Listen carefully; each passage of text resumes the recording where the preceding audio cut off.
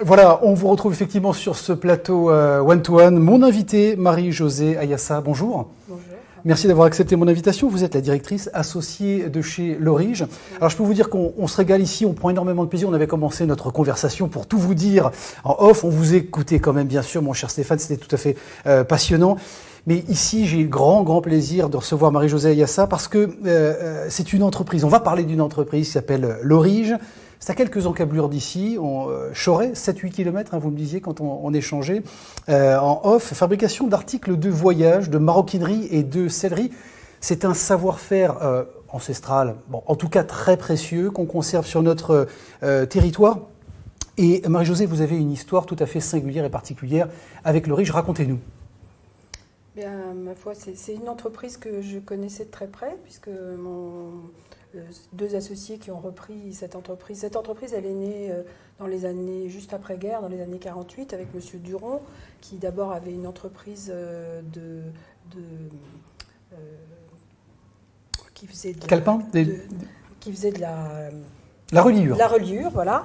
Et puis ensuite, il a amené l'environnement de bureau, c'est-à-dire qu'il a commencé à créer des sous-mains et tout ce qui allait autour du bureau à cette époque-là. Et puis, dans les années 97, 98, cette entreprise était en difficulté. Et Christian Baudouin et Willy Stevens ont repris l'entreprise. Et là, ils ont amené la couleur dans l'environnement de bureau, ce qui à l'époque était assez novateur. Et l'entreprise est partie sur des belles années de développement. Ces années 80-90 que vous évoquez, est-ce que c'est une période de fuite ou de disparition de ces entreprises? On sait qu'il y avait beaucoup d'artisanat autour du textile, autour justement du cuir sur le territoire. C'était une mauvaise période pour l'industrie et l'artisanat français? Mais oui, et puis on pourra en revenir à l'environnement de bureau, aux sous-mains de bureau, c'était une petite niche. Alors, c'est vrai que l'entreprise, elle est restée sur une petite niche et sur des petites niches. Il existe quand même des petites niches où un savoir-faire peut se développer, mais énormément concurrencé par des coûts de main-d'œuvre qui sont bien inférieurs dans d'autres pays. Et donc, chaque fois, il faut arriver à se renouveler. Et c'est vrai que, par exemple, dans les années 90, même 2000, la couleur était quelque chose de novateur, parce qu'on n'osait pas faire des sous-mains rouges, orange, de toutes les couleurs. On pensait que le sous-main, ça devait être marron, vert, bordeaux. Voilà. Donc ça, cette entreprise, elle s'est épanouie là autour. Elle avait aussi, et on a toujours des clients comme de nombreux gouvernements à travers le monde, c'est-à-dire qu'on peut faire des Marocains pour... c'est des espèces de grands classeurs dans lesquels on signe des traités pour le gouvernement français, pour d'autres gouvernements, pour l'Assemblée nationale, pour le Sénat. Donc ça, c'est aussi notre petite fierté. Et on est quasi les seuls à faire ça. Sous la signature, L'Orige, c'est-à-dire qu'on vous connaît comme L'Orige ou comme marque blanche au service de grandes marques de luxe. On nous connaît comme L'Orige spécialisé dans l'environnement de bureau et dans la maroquinerie de bureau, oui. Bon, donc fin 90, les deux associés reprennent l'entreprise, sauf cette entreprise. Oui. Vous commencez à y travailler effectivement moi, j'y travaille très épisodiquement. Je viens faire des catalogues, je suis l'évolution de l'entreprise, je m'associe, mais en fait, je reste en retrait. Et puis, 2015, 2016, 2010, disons 2018, l'entreprise commence à fatiguer. La couleur revient et envahit. Tout le monde fait de la couleur. Et là, l'entreprise commence... Vraiment, c'est une entreprise qui a eu des hauts et des bas, commence à avoir du mal. Et... son gérant principal, qui était Christian Baudouin, juste avant l'arrivée du Covid, décide de prendre sa retraite, fatigué parce qu'il faut vraiment se battre. Sans préparer la succession, sans anticiper cette transmission justement de gouvernance. On se retrouve tout d'un coup, le nouvel associé majoritaire qui vient du Canada, qui décide que cette entreprise, elle est intéressante, un savoir-faire qu'il faut maintenir, qui a de l'avenir, demande de venir. Willy Stevens, qui continue à être gérant, mais en fait, il se trouve la crise du Covid le coince en Asie. En Asie. Et là, je me retrouve à prendre la direction de L'Orige et à essayer de mener de front avec une nouvelle directrice administrative. On est toutes les deux dans cette période de Covid à essayer de tout bouger à bout de bras et de dire on va continuer et on va transformer l'entreprise et faire qu'elle renaisse encore de ses difficultés parce qu'on estime qu'il y a un savoir-faire et un potentiel qui est toujours là. Marie-Josée, c'est une prise de fonction dans des conditions un peu particulières, on le voit bien, à travers cette crise du Covid. Qu'est-ce qui vous a donné envie d'y aller ?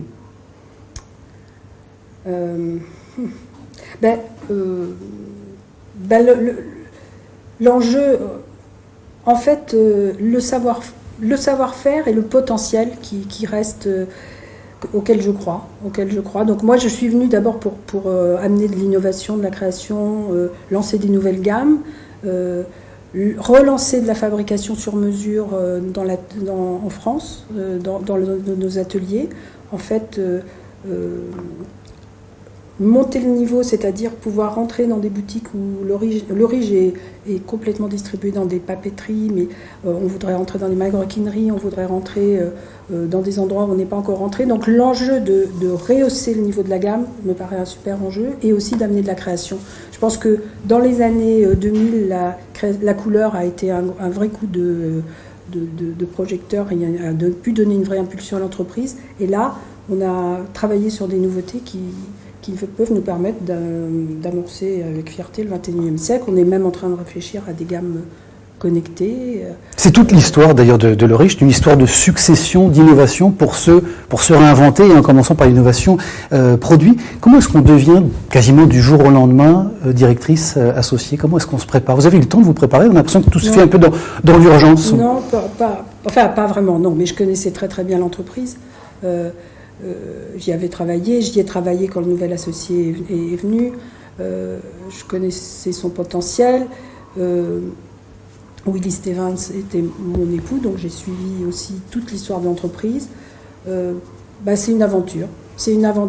Et ce qui me plaisait aussi, ce qui m'a vraiment plu, c'est qu'on a essayé de mettre plus de transversalité dans l'entreprise. Je dirais qu'il y avait un management un peu pyramidal, vertical, et qu'on s'est dit là maintenant il faut que tout le monde comprenne les enjeux, on va tous se battre, on va être vraiment une équipe, et ce travail d'équipe m'a toujours beaucoup plu.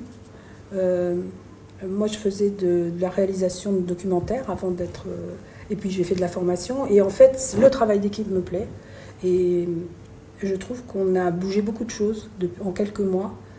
Tout le monde a pris conscience qu'on était tous capables de faire avancer cette entreprise et que chacun pouvait y amener sa pierre.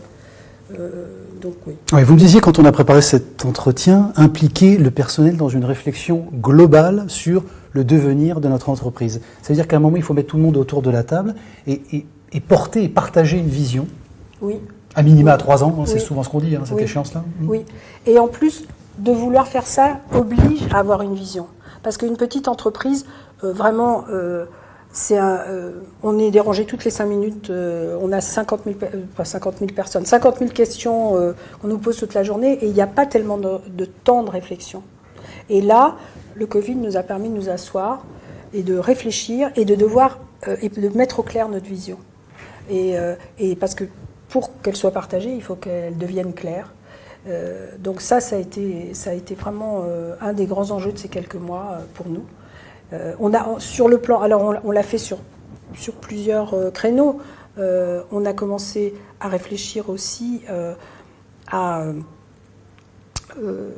le savoir-faire. Ça c'est une chose. Par exemple, le savoir-faire, on s'est rendu compte qu'il y avait des gens qui étaient partis à la retraite et qui n'avaient pas transmis tout leur savoir-faire. C'est-à-dire des maroquinières, nos personnels nous ont dit, mais écoutez-moi... Ce qui est dramatique, parce que ça veut dire que c'est perdu à tout jamais. Voilà.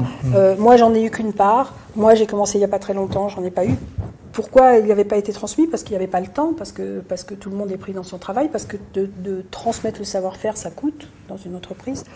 Et là, on s'est dit, bon, qu'est-ce qu'on fait ? Donc, on a réfléchi et on a dit, on va embaucher en alternance 2 jeunes qui sont dans des écoles de maroquinerie prestigieuses. On va faire revenir une de nos employées de maroquinière qui était partie à la retraite depuis 2 ans, et elle va servir de tuteur à ces jeunes, et les filles qui sont dans l'entreprise, qui ont chacun une partie du savoir, vont profiter aussi de cette formation.